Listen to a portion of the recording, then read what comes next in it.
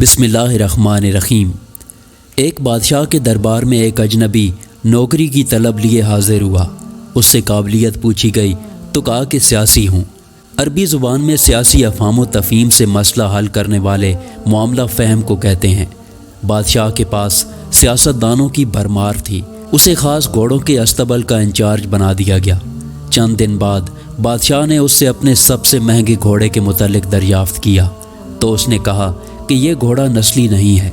बादशाह को बहुत ताज्जुब हुआ। उसने जंगल से साइस को बुलाकर दरियाफ़्त किया तो उसने बताया कि घोड़ा नस्ली है, लेकिन इसकी पैदाइश पर इसकी माँ मर गई थी। ये एक गाय का दूध पीकर पला बड़ा है। सियासी को बुलाया गया तो उससे पूछा गया कि तुमको कैसे पता चला। सियासी ने कहा कि जब ये घास खाता है तो गायों की तरह सर नीचे करके खाता है, जबकि नस्ली घोड़ा घास मुंह में लेकर सर उठा लेता है। बादशाह उसकी फरासत से बहुत मुतासिर हुआ। सियासी के घर अनाज, घी, भुने हुए दुम्बे और परिंदों का आला गोश्त बतौर इनाम भिजवाया गया। उसके साथ साथ उसे मलका के महल में तैनात कर दिया गया। चंद दिनों के बाद बादशाह ने सियासी से अपनी बेगम के बारे में राय मांगी तो सियासी ने कहा कि तौर और अतवार तो मलका जैसे हैं, लेकिन शहजादी नहीं है।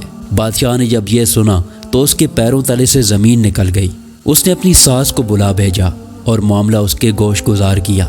सास ने कहा, हकीकत यह है कि तुम्हारे बाप ने मेरे खामद से हमारी बेटी की पैदाइश पर ही रिश्ता मांग लिया था, लेकिन हमारी बेटी 6 माह ही में फौत हो गई। चुनाचे हमने बादशाहत से करीबी ताल्लुकात कायम रखने के लिए किसी और की बच्ची को अपनी बेटी बना लिया। बादशाह ने सियासी से दरियाफ्त किया कि तुमको कैसे इल्म हुआ। सियासी ने कहा कि इसका खादमों के साथ सलूक जाहिलों से भी बदतर है। बादशाह उसकी फरासत से खासा मुतासिर हुआ और बहुत सा अनाज, भेड़ बकरियां बतौर इनाम दी। साथ ही उसे अपने दरबार में मुतय्यन कर दिया गया। कुछ वक्त गुजरा तो एक दिन उसने सियासी को बुलाया और अपने बारे में दरियाफ्त किया। सियासी ने कहा, जान की अमान।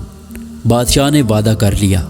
सियासी ने कहा कि ना तो तुम बादशाह ज़ादे हो और ना तुम्हारा चाल चलन बादशाहों जैसा है। बादशाह को बहुत गुस्सा आया, मगर जान की अमान दे चुका था।